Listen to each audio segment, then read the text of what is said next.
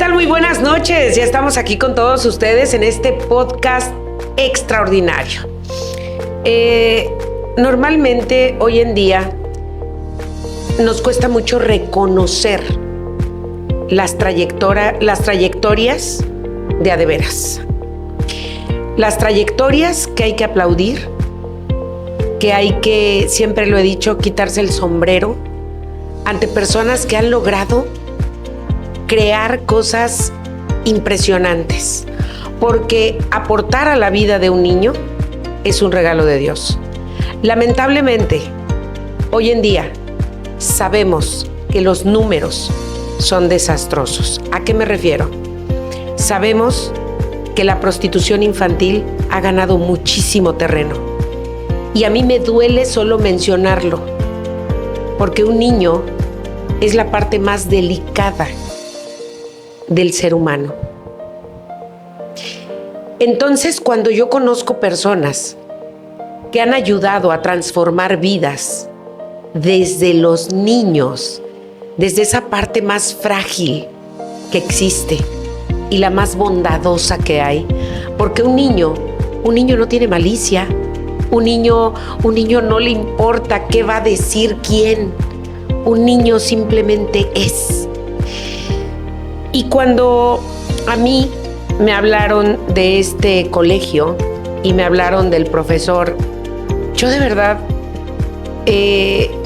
creí que era así de urgente hacerle una entrevista, pero nunca pensé que tanto, hasta ahora que antes de iniciar la entrevista pude conocerlo y empezar a platicar con él.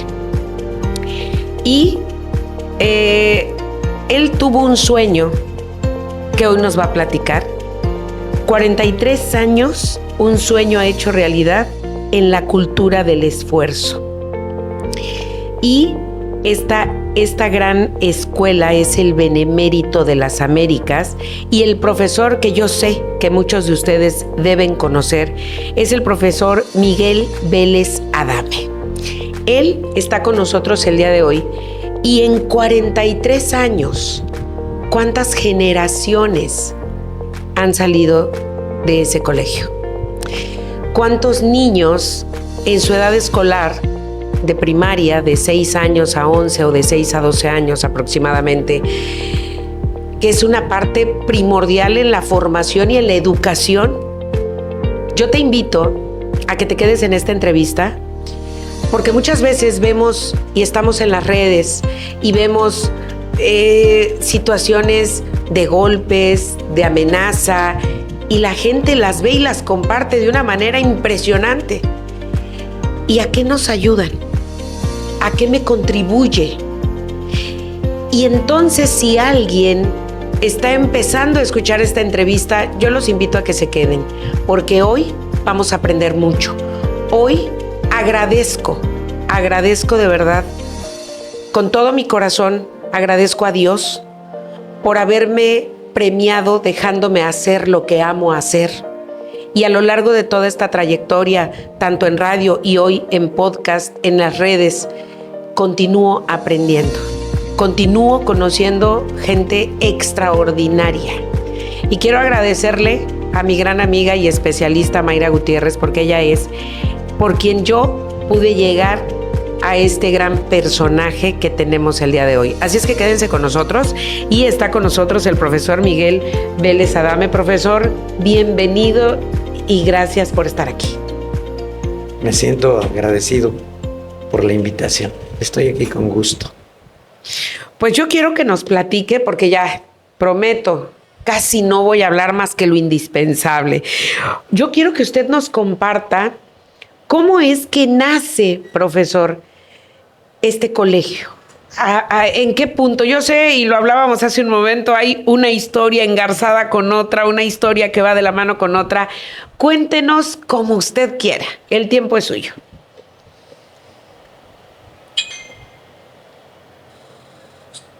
Yo soy originario de un pueblo campesino llamado Chichihualco, en el estado de Guerrero.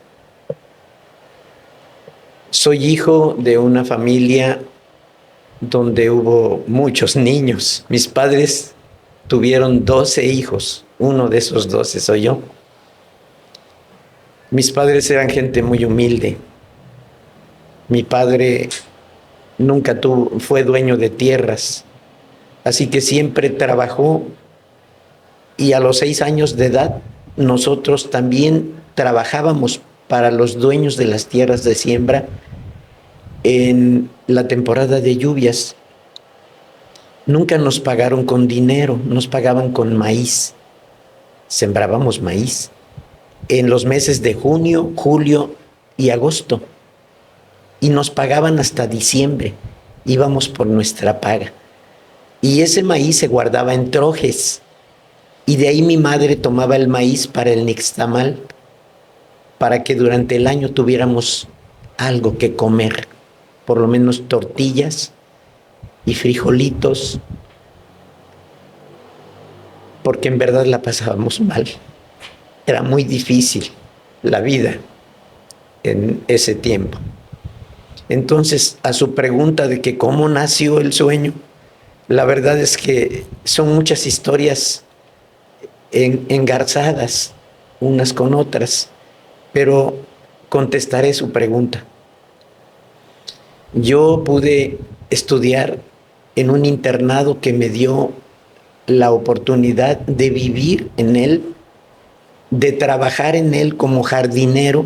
Para mí, trabajar como jardinero, pues era pan comido.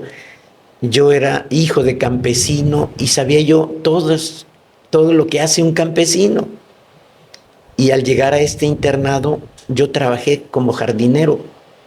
Y a partir de esa edad, que era 11 años y medio, yo tuve que proveer para mis necesidades, tanto para pagar mi estancia en el internado, como para mis necesidades básicas, como mis cuadernos, mi pastita de dientes, mis zapatos, mis útiles escolares y algunas otras necesidades básicas que pues todos tenemos necesidad de cubrir. Pasaron 7 años. En esos 7 años pasaron muchas cosas, y ahí permítame compartir una historia que se desprende de mi estancia en esos 7 años en el internado. Pude ir trayendo a mis hermanos que salían de la primaria. Yo ya había aprendido la forma de sobrevivir, y entonces fui trayendo a mis hermanos con el permiso de mis padres para que también pudieran estudiar. Y cuando pasan los 7 años para mí, tuve un compañero de cuarto que era de Poza Rica, de Hidalgo, Veracruz. Y él casualmente vivía exactamente aquí en el bulevar, enfrente de la colonia Independencia, donde está un barquito que es un depósito de agua. Sí. Exactamente donde está el barquito, ahí había una platanera. Esa calle que sube hacia el cerro se llama Serafín Olarte, y en la esquina el número era Serafín Olarte 102. Ahí llegué a vivir. Por invitación de mi compañero de cuarto, me dijo: no tienes trabajo, saliste de la escuela normal, ¿por qué no vas a buscar trabajo a Poza Rica? Llega allá, mis padres saben de ti. Y yo acepté su invitación y vine aquí. El papá de mi amigo era intendente en la escuela. La escuela se llamaba, porque ya cerró, se llamaba 18 de marzo. Estaba en la calle Miquetla, esquina con calle 1 de la colonia del fraccionamiento Palmas. Y entonces fui a una entrevista. Esa entrevista fue muy interesante, aún la recuerdo. Revisaron mi documentación, todo estaba bien. Al final me hicieron una pregunta que deseo compartir. Me preguntaron: ¿y qué piensas hacer en tu vida, muchacho? Yo tenía entonces 18 años. Y entonces respondí que tanto me había gustado la escuela en la que había estudiado esos 7 años, que a su pregunta del entrevistador de qué haría en mi vida, sin pensarlo dije que yo fundaría una escuela donde los niños recibieran un trato parecido al que yo recibí en aquella escuela. Un trato amable, de personas nobles, honestas, de gente buena. Y entonces empecé a explicar que yo fundaría una escuela con un ambiente agradable, bonito, y que me rodearía de gente buena, no de cualquier persona, sino de que los niños tendrían en la gente que yo llamara a las mejores personas. Y comencé a explicarle al entrevistador cómo iban a ser las características de esa escuela.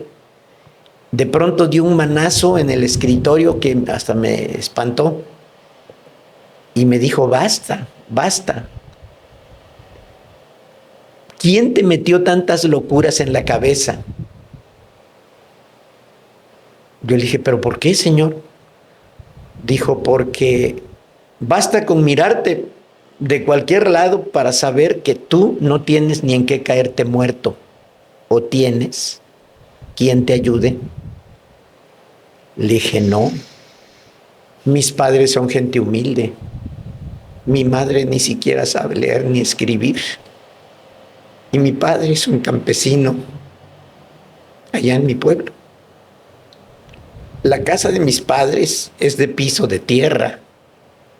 Las paredes son de adobe y allá abundan las alacranes, que son muy venenosas. Y el techo es de teja.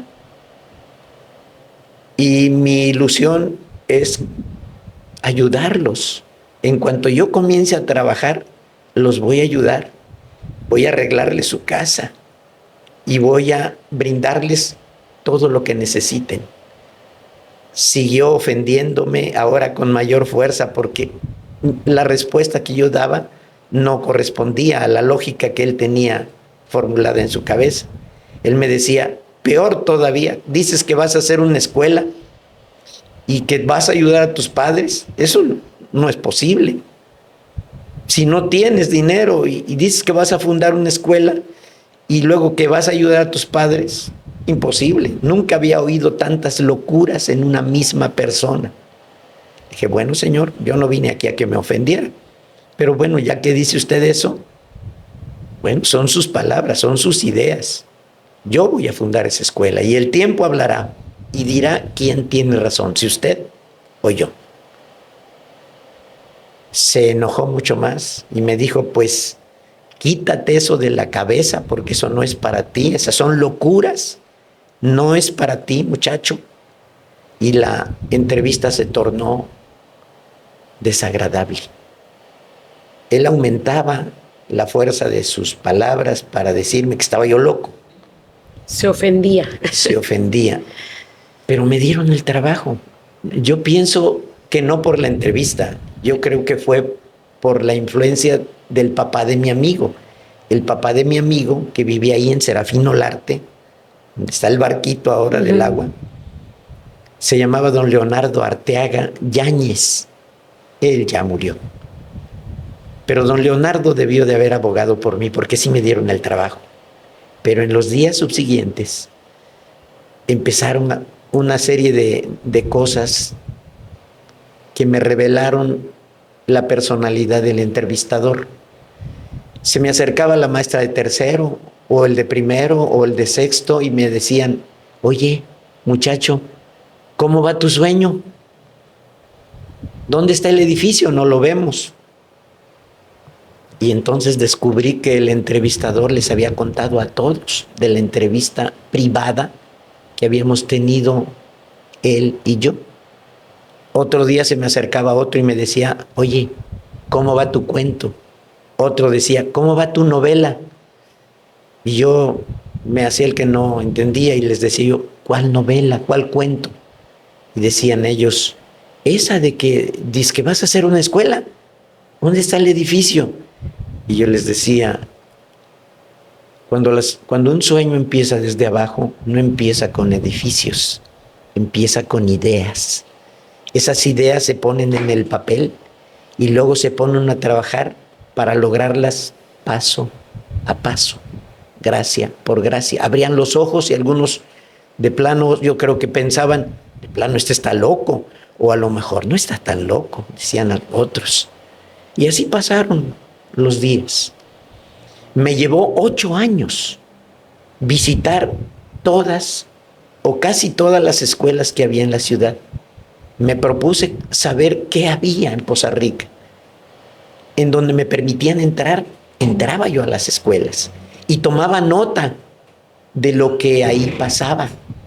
Yo veía cómo trataban a los padres, cómo trataban a los niños, cómo estaba el edificio escolar, pintado o despintado, cuidado o descuidado. Si había jardín, cómo estaba el jardín recortadito, el pastito regado o seco. Y lo que más curiosidad la curiosidad más fuerte era entrar a los baños.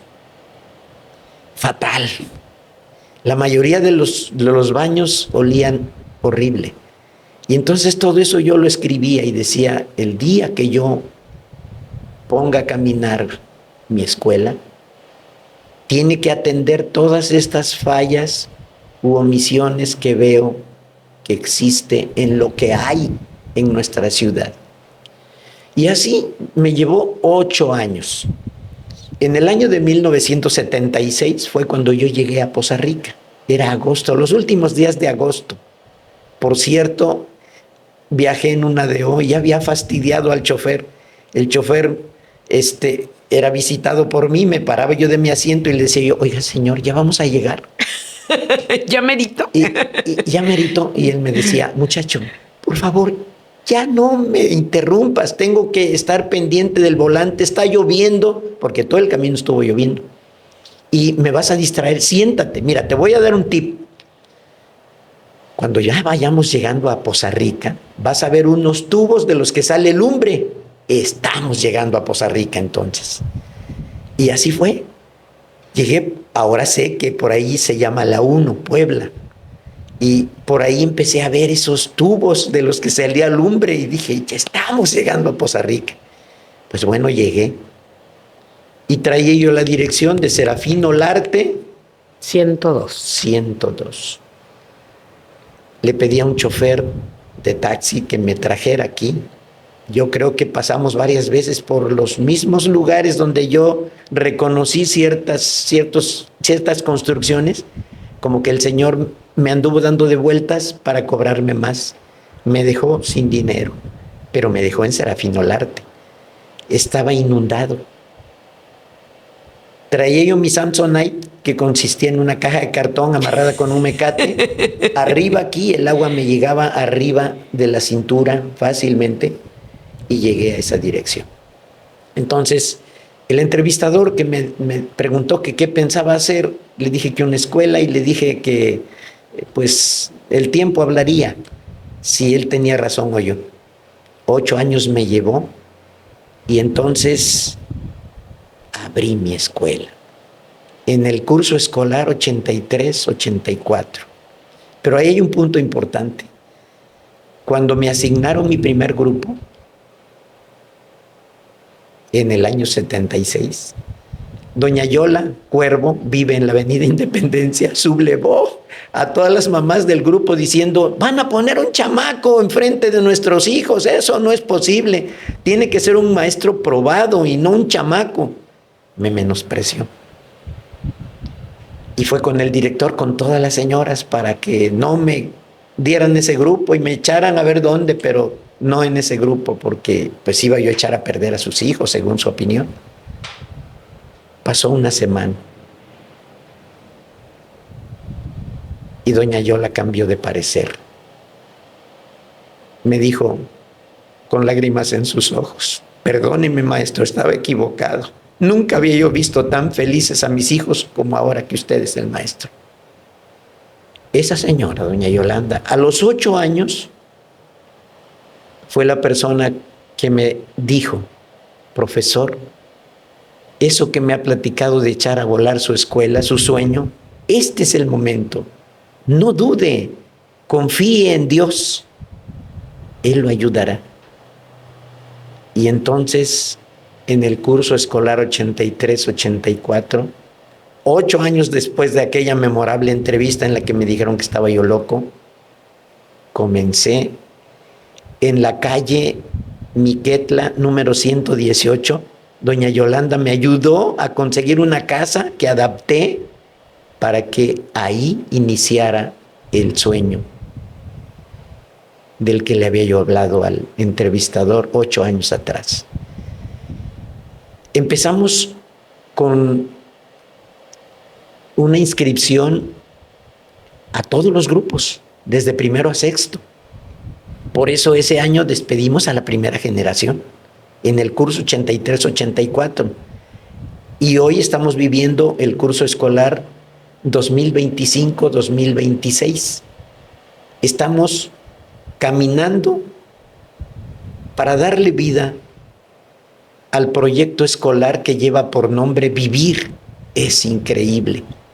Desde el primer año de funcionamiento de la escuela, decidí buscar un eslogan, una frase que nos animara, que nos impulsara, que nos empujara a ponernos las pilas para hacer un trabajo bien hecho y servir a los niños con integridad, promoviendo valores. Eso de los valores es un asunto muy importante. Allá en la casa teníamos pobreza económica y pobreza material, pero no de valores. Mis padres, mis abuelitas, eran gentes con muchos valores, Así es que empezamos promoviendo una educación en valores. Y hasta el día de hoy, que estamos pasando a darle vida al curso escolar número 43 de la vida de la escuela, hemos preservado ese espíritu de promoción de valores.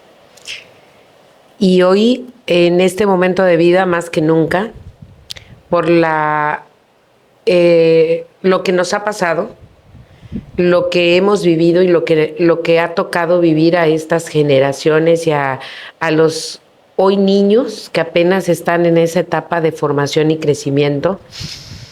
Y yo también les quiero compartir algo. Yo leí, tuve la oportunidad de ver unas fotos de la escuela y me llamó la atención, profesor, ver que en su escuela hay frases motivacionales. Hay un espejo donde dice, esta es mi actitud de hoy. Esta es mi actitud el día de hoy. Es al entrar, entonces al entrar te miras al espejo y dices, esta es mi actitud el día de hoy. ¿Qué impacto? Otra frase que yo leí, y por favor quiero que la escuchemos bien. Ningún éxito en la vida puede compensar el fracaso en el hogar. ¿Esto qué me dice? Puede ser la persona más exitosa desde tu óptica, porque para cada quien el éxito es diferente. Claro. Para unas personas el éxito a lo mejor es tener una casa, para otras es tener salud, para otras, para cada quien es diferente. Pero hoy estamos viendo en todo esta tecnología y época de inmediatez, que nada más con apretar un botón ya tienes la información, cosa que todavía tampoco a mi generación le tocó vivirlo, ¿no? A nosotros todavía nos tocó el cassette, todavía nos tocó la consola para oír el LP, ¿no? Sí. Entonces, hoy no, hoy los niños ya solo lo ven por foto. No alcanzaron a conocer esas memorias que nosotros tenemos. Pero lo que sí es cierto es que hoy confundimos la palabra éxito y la relacionamos mucho con éxito es tener la casa más grande, más bonita, el auto más lujoso, la ropa más cara, de marca, el mejor teléfono. No buscamos lo funcional, entonces buscamos tener lo mejor.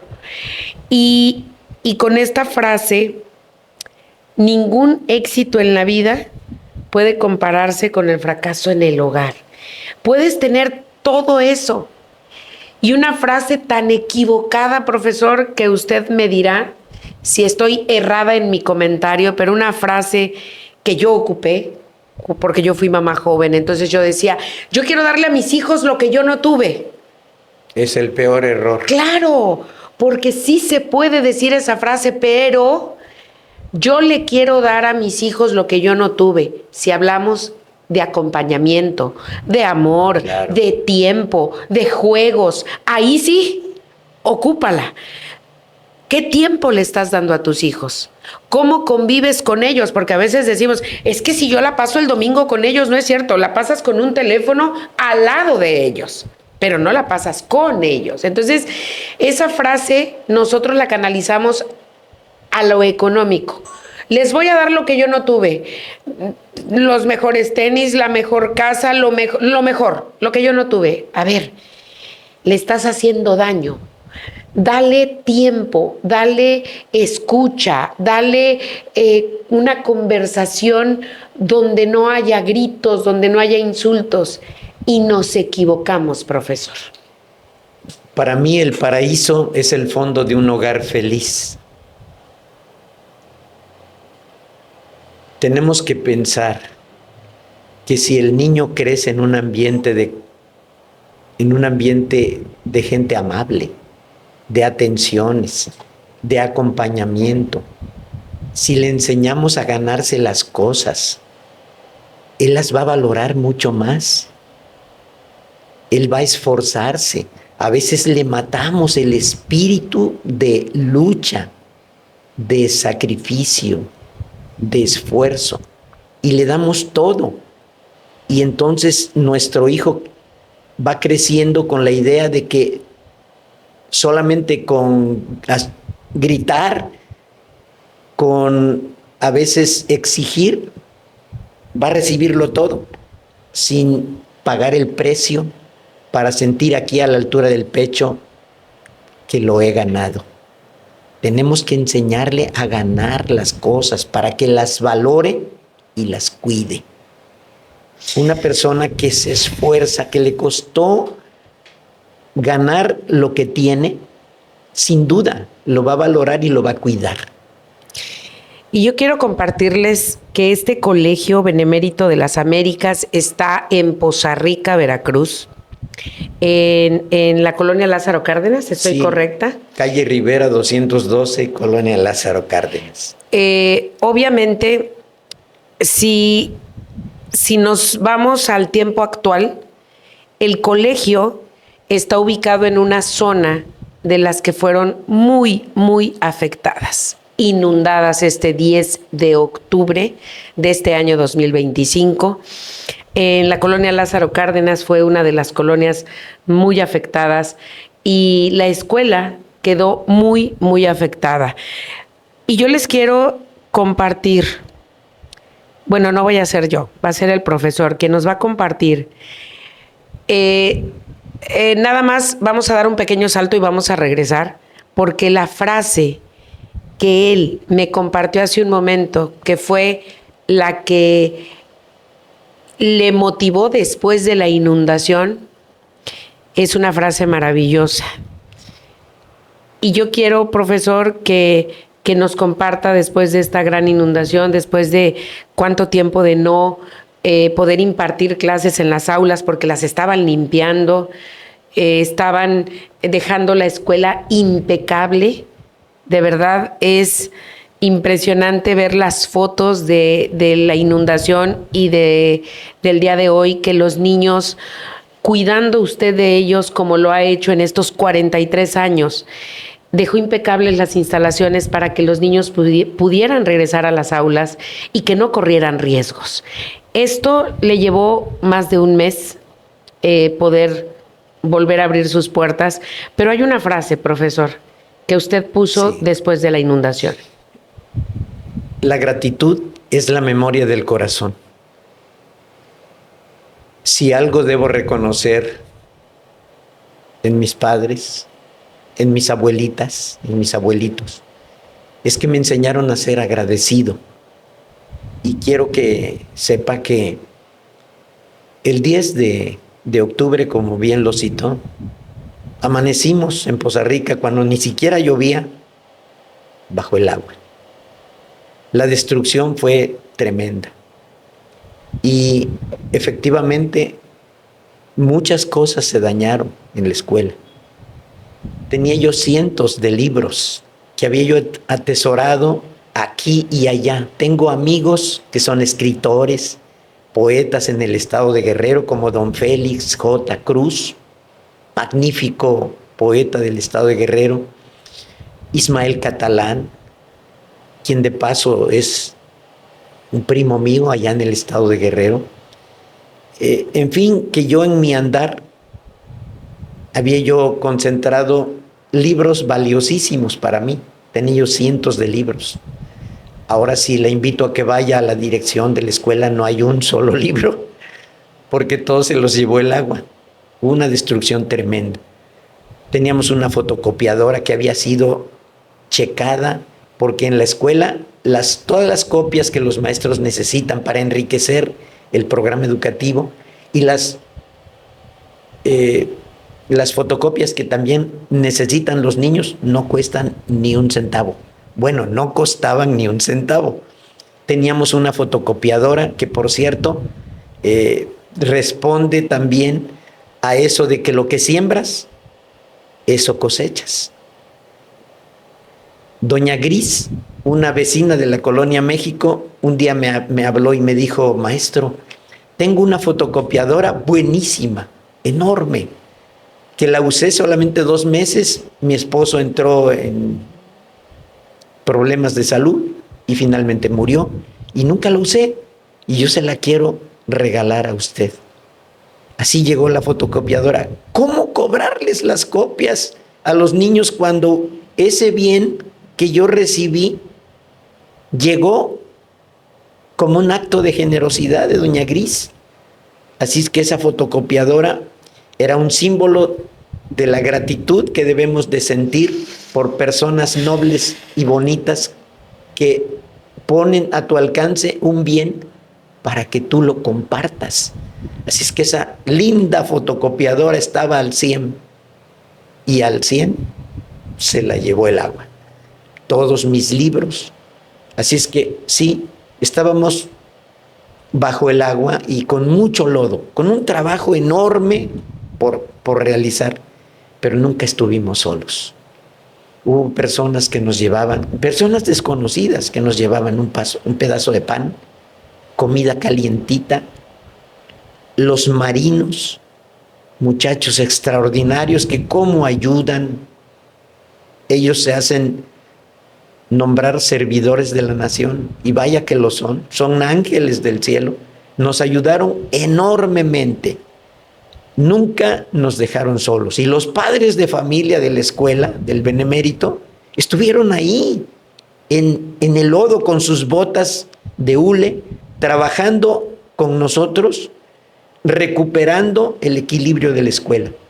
Eso sí, quiero decir que lo que se hace bien, permanece.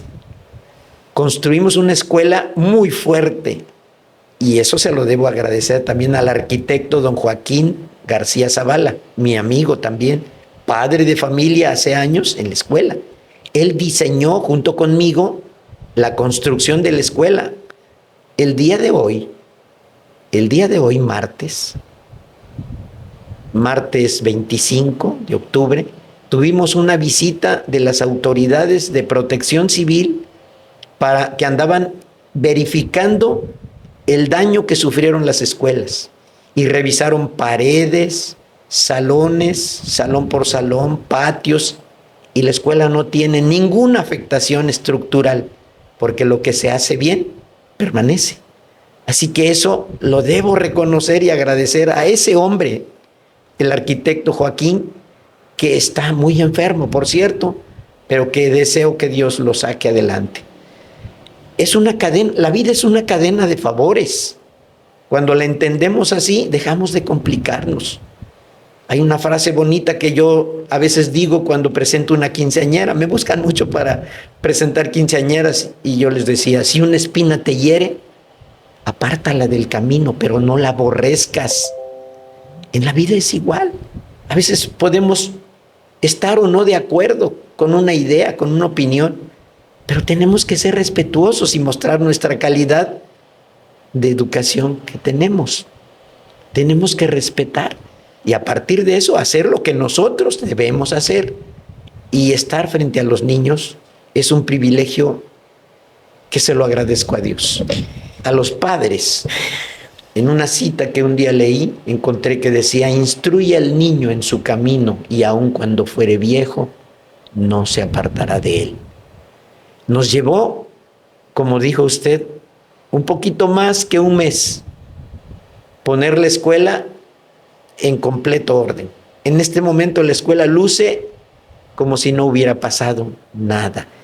Pero se lo debemos a todos esos ángeles, a todas esas personas que nos brindaron ayuda. Hubo personas que nos mandaron comida por más de un día. Un día le tuve que hablar a esa persona diciéndole: ya nos has ayudado muchos días. Y esa persona me está escuchando. Le dije: ya, descansen tantito, porque afortunadamente muchas personas más están viniendo a ayudarnos. Los padres de familia, ¿cómo nos ayudaron? Hubo niños incluso que quisieron ir a ayudar. Yo les dije: no hay condiciones higiénicas para que estén aquí. Y se los agradecimos. Así es que la frase que se escribió ahí es precisamente para reconocer a todas esas gentes que nos ayudaron. Hubo una persona que vive en Toluca, se llama Francisco Javier Bravo, que me mandó para comprar pintarrones de todos los salones que se dañaron. Y hubo un ex compañero mío del internado que, teniendo situaciones difíciles en su vida, primero me mandó 500 pesos. No pude salir para cobrarlos.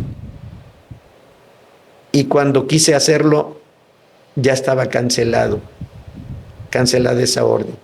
Y entonces le avisé y me dijo: ya puedes ir, ya lo corregí.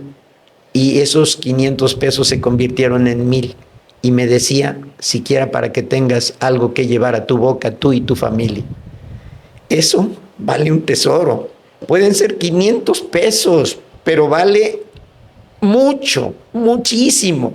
La acción de dar, la generosidad, la nobleza. No es cuestión de números. Es que alguien te diga, te aparezca aquí cerquita de tu hombro, en tu oído, diciéndote: aquí estoy, aquí estoy. Las palabras están muy gastadas. Vemos que muchas personas dicen muchas palabras y bonitas y todo, y hablan de Dios y de todo eso, pero no aparecen para servir a sus semejantes, no aparecen para tenderles la mano, solo palabras. Las palabras están muy gastadas. Así es que hubo muchos actos de generosidad que hay que reconocer, y entonces la frase dice así: en la bondad de los amigos verdaderos he visto reflejado el amor de Dios. Gracias por habernos ayudado a superar el reto que nos dejó la inundación del pasado 10 de octubre de 2025. Yo, perdón, pero la sensibilidad,